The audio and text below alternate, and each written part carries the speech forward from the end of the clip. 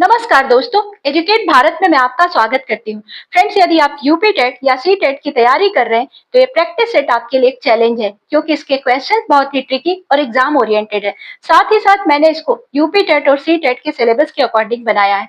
तो चलिए देर न करते हुए स्टार्ट करते हैं। कॉपी पेन लेकर बैठ जाइए। अंगीकृत किए जाने के समय भारतीय संविधान में मूलतः कितने अनुच्छेद थे? ए 395, बी 396, सी 397, डी 398। 395। भारतीय संविधान को 26 नवंबर 1949 को अंगीकृत किया गया था और 26 जनवरी 1950 से यह लागू किया गया। उस समय यह विश्व का सबसे लंबा लिखित संविधान था।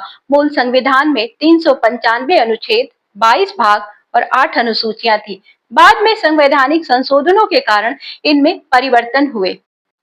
भारतीय संविधान की एकात्मक विशेषताओं के संबंध में निम्नलिखित में से कौन सा कथन गलत है? फ्रेंड्स, ऑप्शंस को ध्यान से देखिए।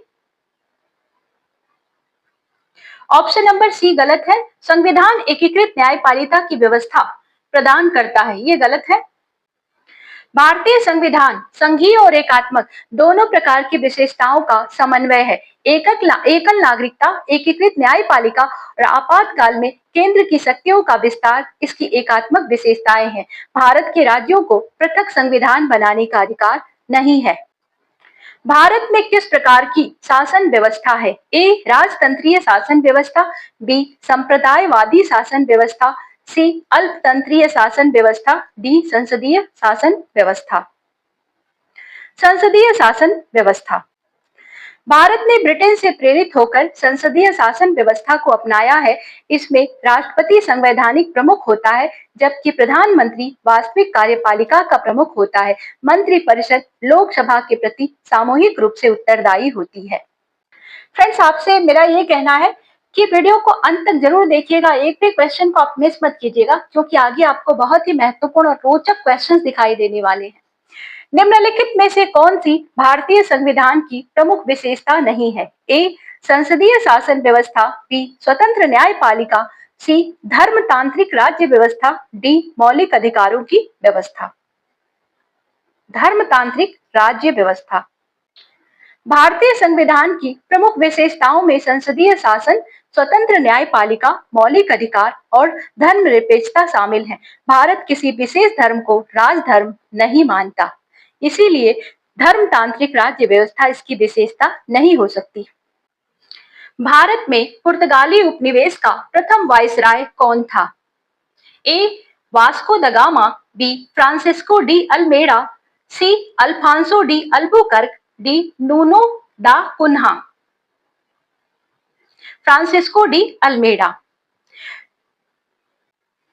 फ्रांसिस्को डी अल्मेडा को 1505 में भारत में पुर्तगाली क्षेत्रों का वायसराय नियुक्त किया गया और उन्होंने ब्लू वाटर पॉलिसी अपनाई, जिसका उद्देश्य था समुद्री व्यापार पर पुर्तगाल का प्रभुत्व स्थापित करना। निम्नलिखित ब्रिटिश कंपनियों में से किसे भारत में व्यापार करने का पहला अधिकार प्राप्त हुआ? ऑप्शन नंबर सी सही है, ईस्ट इंडिया कंपनी। 31 दिसंबर 1600 को इंग्लैंड की महारानी एलिजाबेथ प्रथम ने ईस्ट इंडिया कंपनी को शाही चार्टर प्रदान किया और इससे उसे भारत सहित पूर्वी देशों में व्यापार करने का विशेष अधिकार प्राप्त हो गया।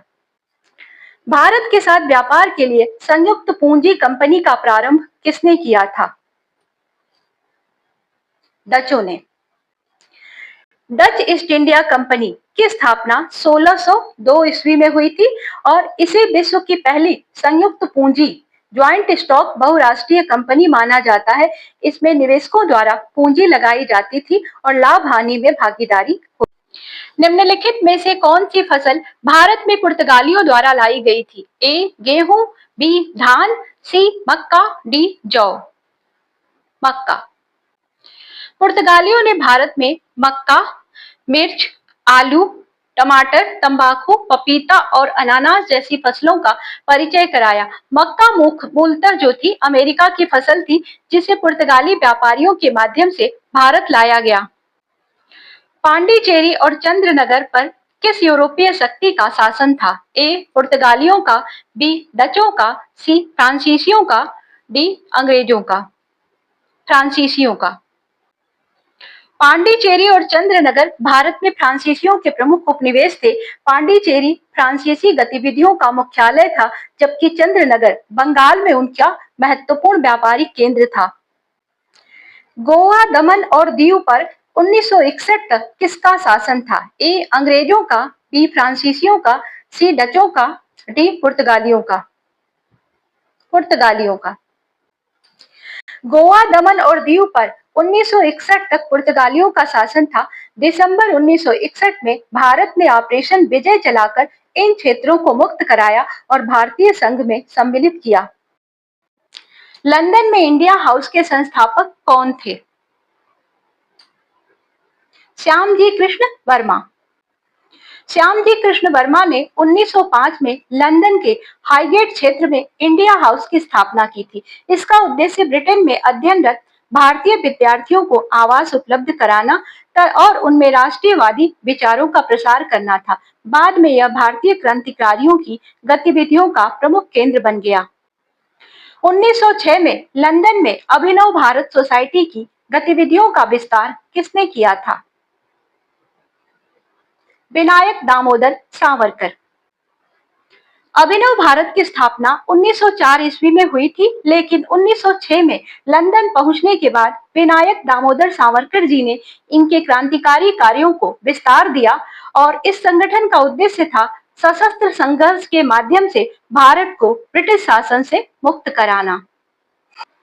भारतीय क्रांति की जननी किसे कहा जाता है? मैडम भीकाजी कामा। मैडम भीकाजी कामा को भारतीय क्रांति की जननी कहा जाता है। उन्होंने विदेशों में रहकर भारतीय स्वतंत्रता आंदोलन का प्रचार किया और 1907 में जर्मनी के स्टुटगार्ट में आयोजित अंतर्राष्ट्रीय समाजवादी सम्मेलन में उन्होंने भारतीय ध्वज को फहराकर स्वतंत्रता की मांग को विश्व मंच पर उठाया। कर्नल वाइली की हत्या के आरोप में किसे मृत्युदंड दिया गया? मदन लाल धिंगरा।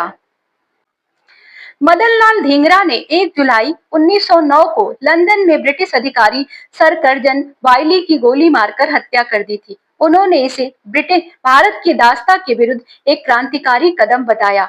मुकदमे के बाद उन्हें 17 अगस्त 1909 को फांसी दे दी गई। वे भारतीय स्वतंत्रता संग्राम के प्रारंभिक शहीद क्रांतिकारियों में गिने जाते हैं।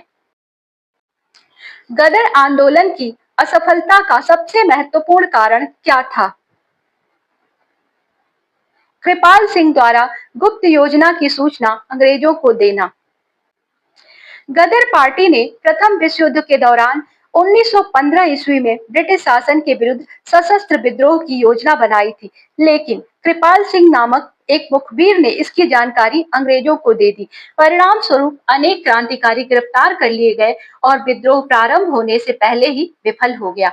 इसीलिए इसी विश्वासघात को असफलता का प्रमुख कारण माना जाता है। गदर पार्टी ने प्रथम विद्रोह के लिए किस प्रदेश को चुना था? पंजाब। गदर पार्टी ने पंजाब को प्रथम विद्रोह का केंद्र चुना था। इसका कारण यह था कि पंजाब से बड़ी संख्या में भारतीय सैनिक ब्रिटिश सेना में कार्यरत थे। क्रांतिकारियों को विश्वास था कि सैनिकों के सहयोग से अंग्रेजी शासन के विरुद्ध व्यापक विद्रोह को खड़ा किया जा सकेगा। भारतीयों को वैंकूवर ले जाने के लिए कोमागाटा मारू जहाज किसने किराए पर लिया था? बाबा गुरदीप सिंह। बाबा गुरदीप सिंह ने 1914 ईस्वी में जापानी जहाज कोमागाटा मारू किराए पर लिया था। इसका उद्देश्य था कनाडा के भेदभावपूर्ण आव्रजन कानूनों को चुनौती देना। उन्होंने भारतीय यात्रियों को वैंकूवर में उतरने की अनुमति नहीं मिली। इसी कारण भारत लौटने पर बजबज में हिंसक घटना हुई। दोस्तों, अगर आप इसकी विस्तृत जानकारी मुझसे लेना चाहते हैं तो कमेंट बॉक्स में लिखिए, मैं आपको इसके लिए अलग से वीडियो बना दूंगी, सेपरेट वीडियो। फ्रेंड्स, अब तक तो आपको समझ में आ गया वीडियो किस प्रकार की है। इमोजी के थ्रू मुझे बताइए वीडियो आपको कैसी लग रही है। राजा महेंद्र प्रताप सिंह के नेतृत्व में काबुल में भारत की प्रथम अंतरिम सरकार का गठन कब हुआ था? गदर आंदोलन के दौरान। 1 दिसंबर 1915 को अफगानिस्तान की राजधानी काबुल में भारत की प्रथम अंतरिम सरकार का गठन किया गया था। यह घटना गदर आंदोलन और प्रथम विश्व युद्ध के समय की क्रांतिकारी गतिविधियों से संबंधित थी। इस सरकार के अध्यक्ष राजा महेंद्र प्रताप सिंह और प्रधानमंत्री मौलाना बरकतुल्लाह थे। लंदन में सर माइकल ओ डायर की गोली मारकर हत्या किसने की थी? शहीद उधम सिंह। फ्रेंड्स, इनको शहीद लिखना जरूरी है, लिखने में गलती हो गई है। उधम सिंह ने 13 मार्च 1940 को लंदन के कैक्सटन हॉल में पंजाब के पूर्व lieutenant governor Michael O'Dwyer की हत्या कर दी थी, उन्होंने इसे जालियांवाला बाग हत्याकांड का प्रतिशोध बताया। बाद में उन्हें गिरफ्तार कर 31 जुलाई 1940 को फांसी दे दी गई। जिमरमैन योजना से संबंधित प्रमुख व्यक्ति कौन थे? वीरेंद्रनाथ चट्टोपाध्याय। प्रथम विश्व युद्ध के दौरान भारतीय क्रांतिकारियों ने विदेशों से भी स्वतंत्रता आंदोलन को गति देने का प्रयास किया। बर्लिन समिति इस दिशा में एक महत्वपूर्ण संगठन थी। वीरेंद्रनाथ चट्टोपाध्याय इसके सक्रिय सदस्यों में से थे और उन्होंने भारतीय क्रांतिकारियों तथा जर्मन अधिकारियों के बीच संपर्क स्थापित करने का कार्य किया। फ्रेंड, 20 क्वेश्चंस का प्रैक्टिस सेट कंप्लीट होता है और ये आपके लिए टेस्ट क्वेश्चन है। गदर आंदोलन की असफलता का सबसे महत्वपूर्ण कारण क्या था? यदि आपने ध्यान से पढ़ा है तो इसका आंसर आप कमेंट बॉक्स में दीजिए। वीडियो आपकी अच्छी लगी हो तो हमें एक लाइक जरूर दें। इस तरह की वीडियो प्रैक्टिस सेट आपको प्रॉपरली मिलता रहे, इसके लिए चैनल को सब्सक्राइब कर लें, दोस्तों के साथ भी शेयर करें। हम मिलते हैं आपसे अगले प्रैक्टिस सेट के साथ। तब तक के लिए goodbye. Thank you for watching.